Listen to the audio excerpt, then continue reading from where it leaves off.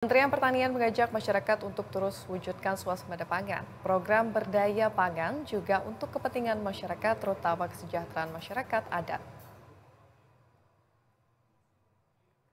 Program swasembada pangan bukan hanya urusan pangan semata, namun juga sarana agar masyarakat adat dapat merasakan kesejahteraan dari kegiatan pertanian. Menteri Pertanian Andi Amran Sulaiman mengunjungi Kampung Wanam, Distrik Ilwayap, Kabupaten Merauke, Papua Selatan untuk meninjau langsung persiapan dan kesiapan Batalion Pangan untuk cetak sawah dan meninjau lokasi demplot pertanaman padi seluas 20 hektar. Kementerian Pertanian siap memberikan bantuan dan pendampingan untuk mendukung kegiatan pengolahan lahan untuk lokasi cetak sawah. Kementerian Pertanian juga mendorong penanaman komoditas hortikultural dan lainnya yang biasa ditanam oleh masyarakat. Program cetak lahan merupakan langkah nyata untuk meningkatkan produktivitas pertanian sekaligus mendorong pertumbuhan ekonomi daerah. Program ini diharapkan mampu menjadikan Merauke sebagai salah satu pusat pertumbuhan ekonomi berbasis pertanian di Indonesia.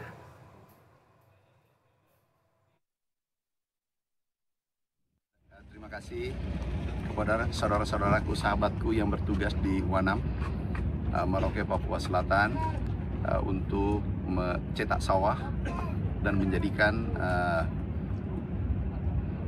Merauke atau Wanam menjadi lumbung pangan nasional. Hari ini kita penyerahan alat mesin pertanian, hand traktor, traktor roda 4, kami serahkan benih dan seterusnya. Kelihatan kami setelah meninjau benihnya sudah tumbuh dengan baik. Ini insya Allah kita akan lanjutkan dan melakukan akselerasi. Sekarang ini sudah terbentuk 20 brigade.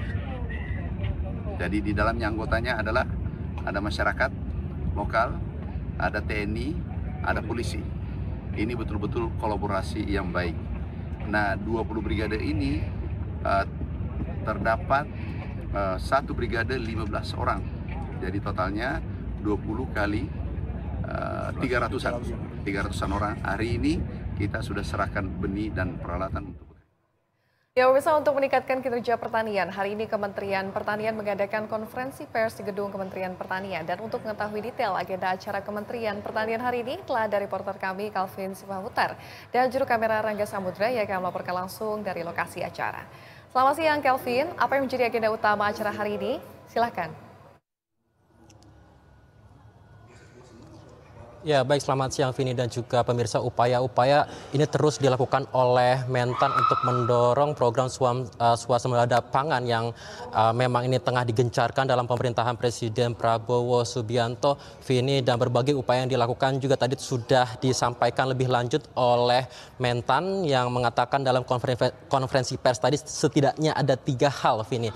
Tadi kami melihat apa yang disampaikan oleh Mentan ini adalah terkait dengan ada 4 perusahaan pupuk ini misalnya yang memang ternyata ini dalam produksinya ini melakukan produksi pupuk dengan pupuk yang palsu, Finish, sehingga 4 perusahaan tersebut ini saat ini sudah di blacklist oleh Kementerian Pertanian dan dipastikan owner ataupun pihak-pihak terkait daripada 4 perusahaan pupuk tersebut ini dipastikan tidak akan bisa beroperasi lagi dalam beberapa waktu yang akan datang juga, Vini. Dan 4 perusahaan tersebut, mereka yang terlibat juga sudah dilaporkan ke pihak penegak hukum, Vini dan juga pemirsa. Selain ada 4 perusahaan dari pupuk yang perusahaan swasta pupuk yang sudah di blacklist, tadi juga Mentan menyampaikan ada 23 perusahaan pupuk yang ternyata juga ini melakukan suatu kesalahan, yakni dalam hal ini adalah mereka memproduksi pupuk yang ternyata di bawah spesifikasi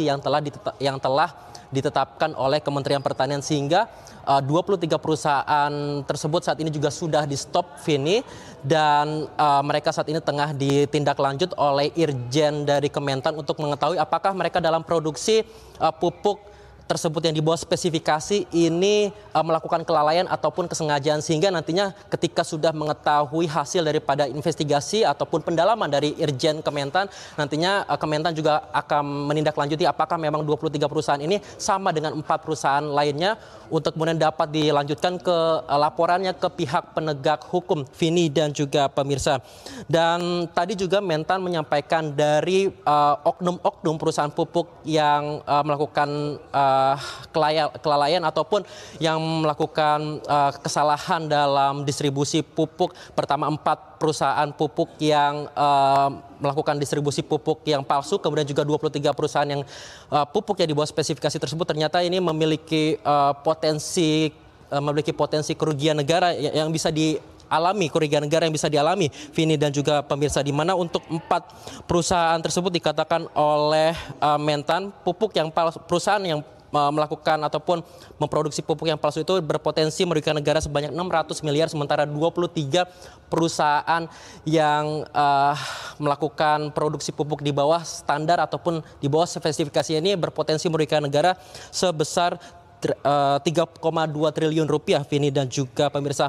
Dan 4 perusahaan dan 23 perusahaan tadi yang telah saya jelaskan, Vini dan juga pemirsa, ini dikatakan oleh Mentan ini berdasarkan laporan dari masyarakat, kemudian ini ditindaklanjuti dengan hasil ataupun pemeriksaan dari lab yang dilakukan oleh Kementerian Pertanian, dan sehingga diketahui bahwa ada 4 perusahaan yang ternyata mendistribusikan pupuk yang palsu dan 23 perusahaan yang mendistribusikan pupuk dengan spesifikasi di bawah standar yang ditetapkan oleh Kementerian Pertanian. Tadi juga Mentan terakhir dalam penyampaiannya mengatakan bahwa ada 11 pihak ataupun pejabat dari Kementerian Pertanian yang terlibat dalam proses untuk perusahaan-perusahaan yang tadi saya jelaskan ini kemudian dapat mendistribusikan pupuk-pupuk yang palsu maupun juga pupuk-pupuk yang di bawah spesifikasi ataupun standar yang ditetapkan oleh Kementerian Pertanian. 11 daripada pejabat Kementerian Pertanian itu terdiri dari direktur eselon 2 ataupun juga ada eselon 3, dan saat ini 11 daripada pejabat Kementan tersebut sudah diberhentikan ataupun dinonaktifkan, Vini dan juga pemirsa, mulai hari ini dari kejadian ataupun perusahaan-perusahaan pupuk yang tadi saya jelaskan ini telah melakukan kelalaian ataupun memproduksi pupuk di bawah standar maupun juga pupuk palsu, Vini dan juga pemirsa. Dan Kementan juga tidak menutup kemungkinan dari 11 pejabat tersebut ini akan diproses lebih lanjut ke penegak hukum. Mengapa memang hal-hal ini dilakukan, Vini dan juga pemirsa, bahwa penindakan terhadap perusahaan pupuk tersebut serta juga 11 pejabat dari Kementan ini dilakukan sebagai upaya juga untuk mencegah tindakan-tindakan korupsi di lingkungan Kementerian Pertanian itu sendiri, dan sebagai upaya juga untuk membuat swasembada pangan ini ke depannya dapat berjalan dengan lancar dan juga berjalan lebih dipercepat begitu, karena memang targetnya swasembada pangan ini akan diselesaikan dalam 4 tahun ke depan, Vini. Baik, terima kasih atas laporan Anda, Kelvin Sipahutar dan juga juru kamera Rangga Samudra. Selamat kembali bertugas.